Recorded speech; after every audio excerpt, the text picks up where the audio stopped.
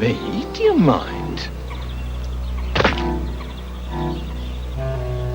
What the hell do you think you're doing?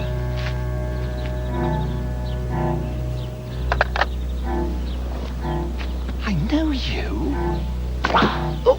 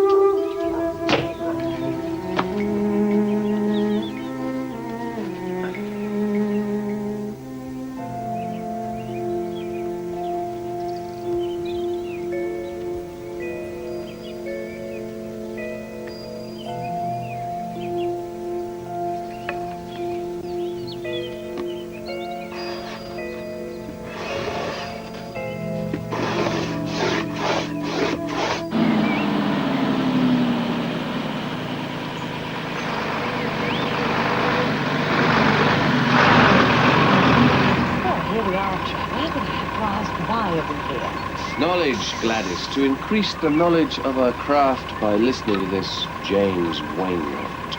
Oh, him! I hear he's pure showbiz. I mean, what does he know that I don't? He makes a lot of money. Oh, yeah, that weighed heavily with you, wouldn't it, Trevor? That's just what you'd like, so you could go off and leave your poor old mum. Look, let's just check out his operation. We may have talent and integrity, but James Wainwright has marketing abilities. Stars in the universe, yes? Oh, absolutely. I mean, I think these days one would be extremely foolish, leave alone skeptical, to doubt it, yes. You also had interest in this royal family. Mr. Yes, it has been. Hang on. It's projects of mine, let's put it like that. I mean, just look at there, again, the evidence is absolutely... The most appalling angle. I mean, and he knew Andrew will always... I look like a hard-boiled egg on a stick. He'll never work on my show. Mr. Wainwright. What? If you have a moment. Well, a typical piece of wild Aquarian behaviour. I mean, I suppose in a way he was very lucky that being a boy he got away with it. Well, he didn't actually get away with it. What is it?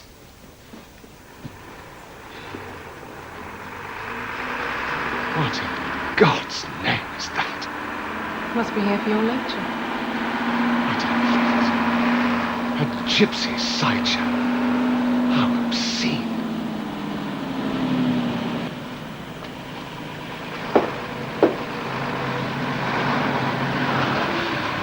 Make them park round the back. And don't let them pay by check. And sit them by an open window. Go on.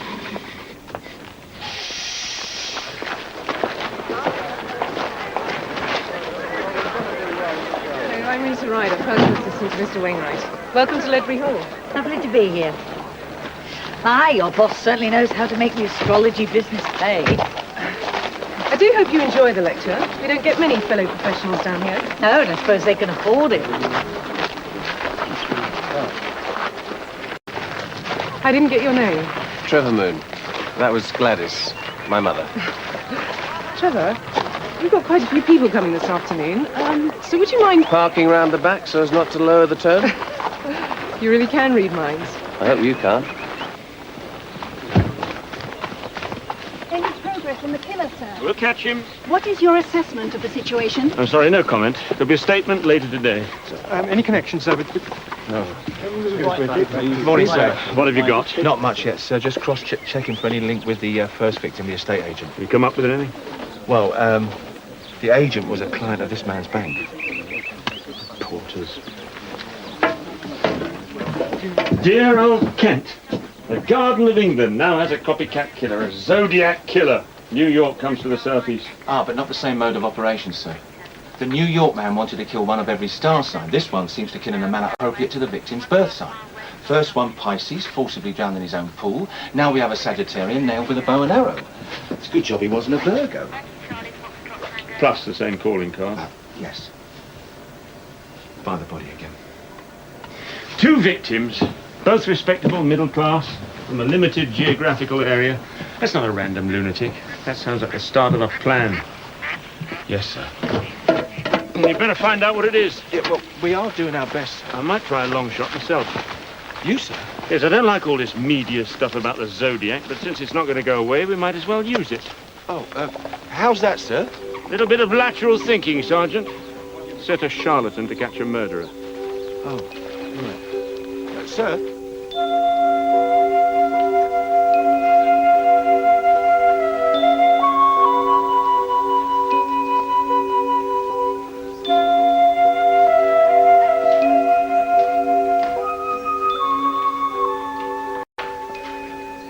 Get back to the producer. Tell him I want to do all my morning show slots in one day.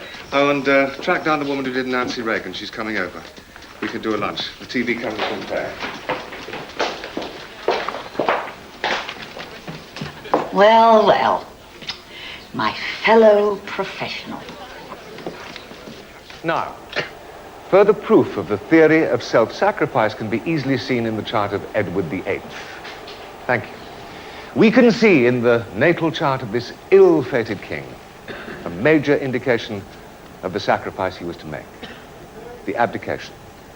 With Neptune in the 7th house, we can see a man who considers spiritual beliefs to be the very root of his existence. Excuse me, Yes? you said Neptune in the 7th house. In that chart, it's in the 4th. I was referring to the 1936 abdication when Neptune was indeed in the 7th house of relationships. However, I can see we are in the presence of a fellow expert.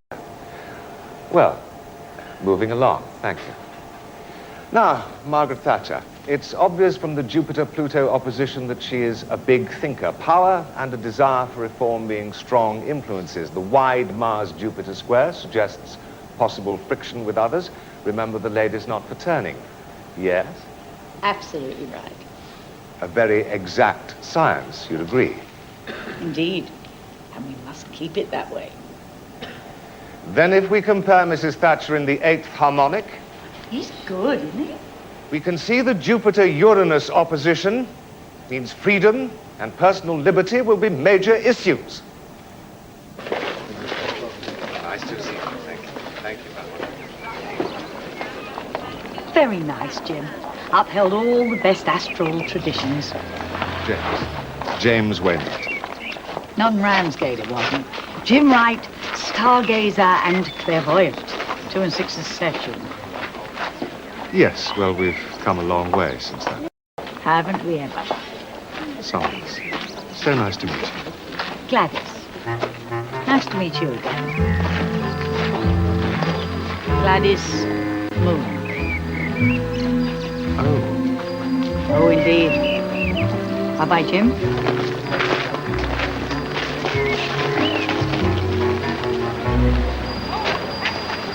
What have you been up to? Oh, nothing. Goading James Wainwright again? What made you do it? He's a fraud. Seems to me he knows his stuff. Well, he's got his computers, you know, his syndicated columns, but all he cares about is his turnover, his profit margin, and his sexy assistants. Trevor! There we are. It's a pleasure, and thank you. Bye-bye. Bye. Why the hell did you let her in? She paid. Well, just vet these people, will you? That's what I pay you for. Good afternoon, Mr. Wainwright's office. It's Chief Constable Shaw, Mr. Wainwright.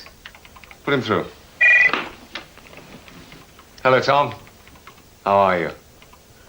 What can I do for you?